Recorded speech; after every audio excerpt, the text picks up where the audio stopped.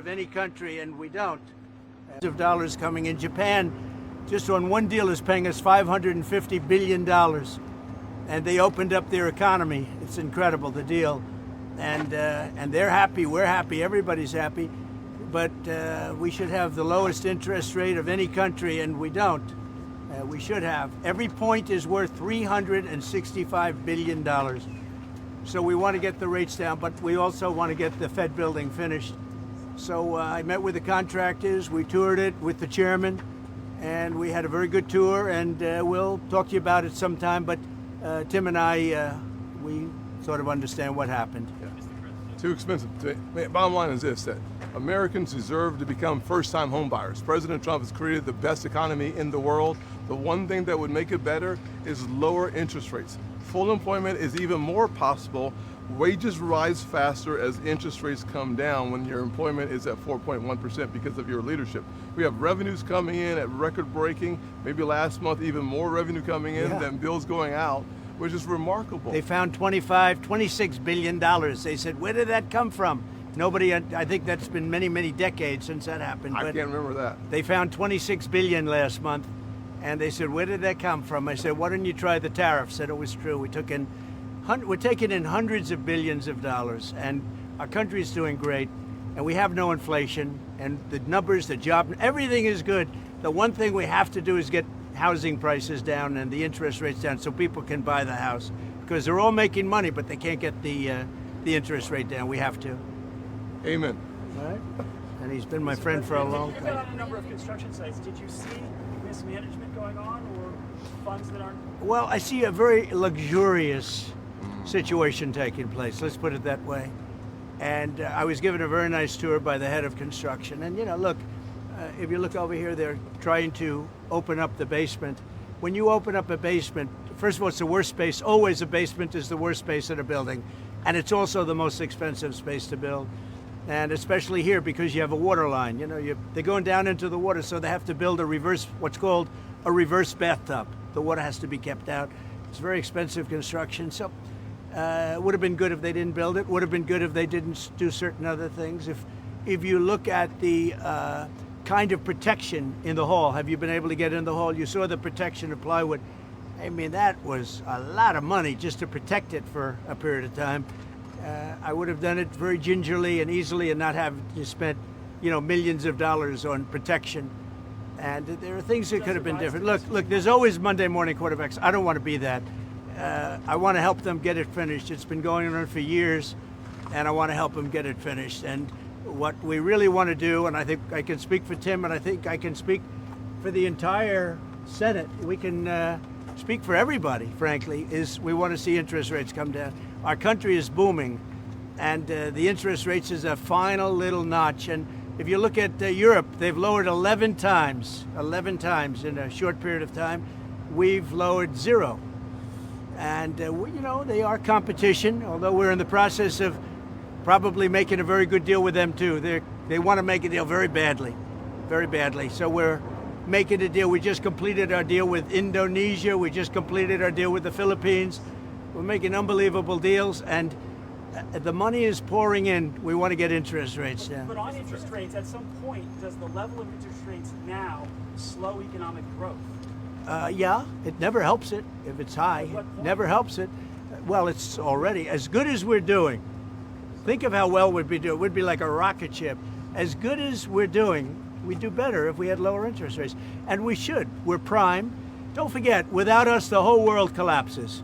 So we should have the lowest interest rate because, you can talk about Switzerland, you can talk about wonderful countries, no debt, but without us, everything collapses.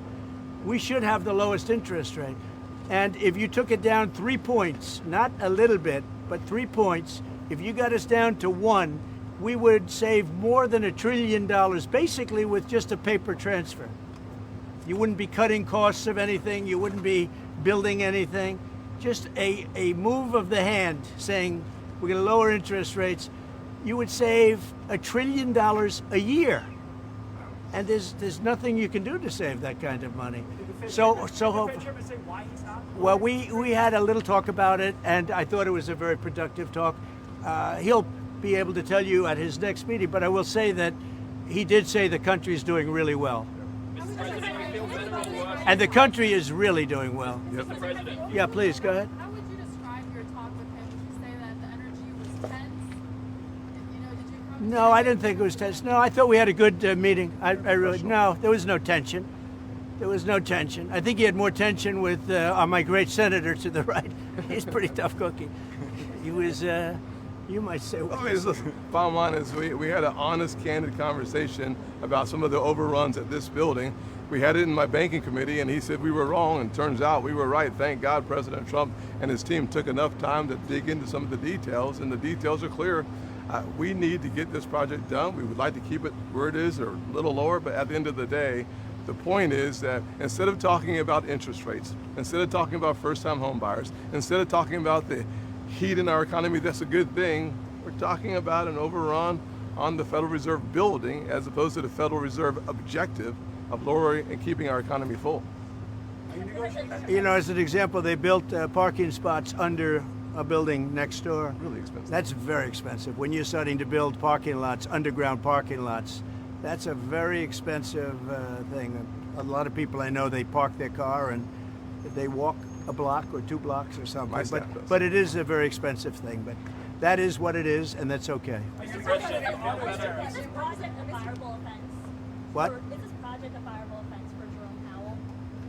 Look, I would love to see it completed. I don't want to put that in this category. It's a very complex thing that could have been made simple. I built a great hotel, and the great hotel that everybody in this group knows very well, it's called the Old Post Office, and it's a much bigger project than this, and I spent $200 million building it. And it was taken down to the steel, for the most part, taken down, you know, you've seen it go up. And I built it quickly, and I built it for $200 million. That was a much bigger job than this. I spent $200 million, and it's got marble bathrooms, the top fixtures, the best of everything, all brand new. So, you know, this is a very expensive job. I don't know, it got out of control. And that happens, it's a shame. Are you negotiating on auto tariffs? Your auto tariffs. No, I'm not negotiating on auto Does tariffs. EU looking at 15% like Japan? Well, it For depends. auto companies? What Japan did is they brought down their tariffs. They gave us $550 billion because they didn't want to pay 20. They were 28%, and they gave us $550 billion up front, 100%, 500. We get 90, they get 10. 90%, they get 10, and there's no payment. It's not a loan or anything. It's a signing bonus, I call it.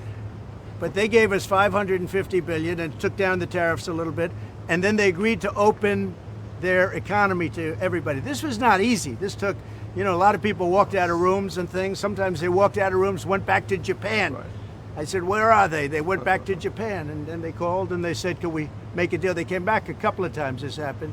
This was, as you know, it was over a period of months, and ultimately they agreed to open their economy. Now, the opening of the economy is worth more than $550 billion, the payment that they made.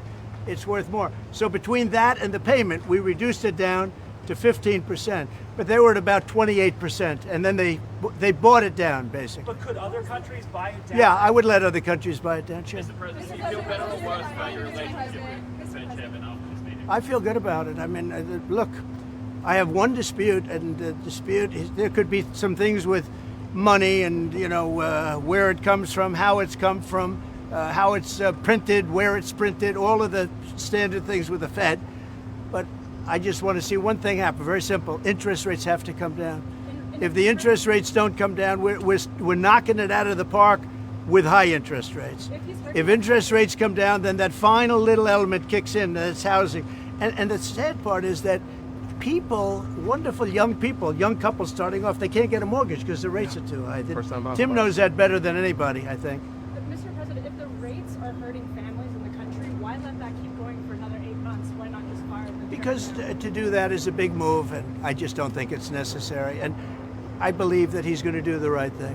Do you have an end in mind? I believe that the chairman is going to do the right thing. I mean, it may be a little too late, as the expression goes, but I believe he's going to do the right thing. The fact is, it's so big what's taking place in America. where the king of Saudi Arabia says you have the hottest country anywhere in the world, and I thought you were dead 1 year ago. I thought we were dead. I just left NATO, as you know. They're agreeing to pay 5%. We're not paying anything. We send them the equipment. They pay for 100% of everything now for the war, Ukraine.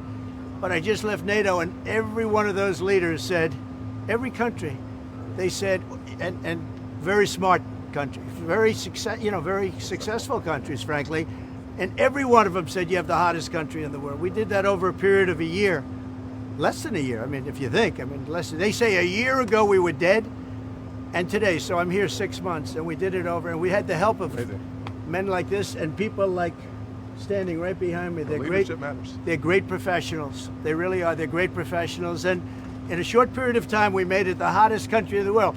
With all of that being said, we'd like to see, we can always do better, and we can do better if interest rates come down. Good job you do. You do a nice job. I watch you a lot. Thank you. I appreciate that, Mr. President. Do you have a name in mind to replace the chairman? I do. Or you one person? 2 people. Maybe 3. Any clues? I'd pick him, but I think he's not leaving the Senate. No, sir, I'm not. I'd pick Tim. Is Thank it you. meant to put pressure on Jerome Powell to resign? No, there's no pressure. No. We want to have, his term comes up soon. I think he's going to do the right thing. Everybody knows what the right thing is.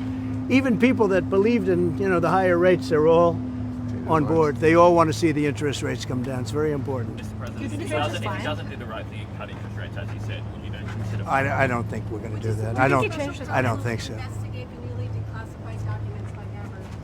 Yeah, that's a terrible thing. I have great respect for Tulsi and the documents they found on President Obama. Frankly, it was an Obama thing, but it was the people that worked under him also working with him.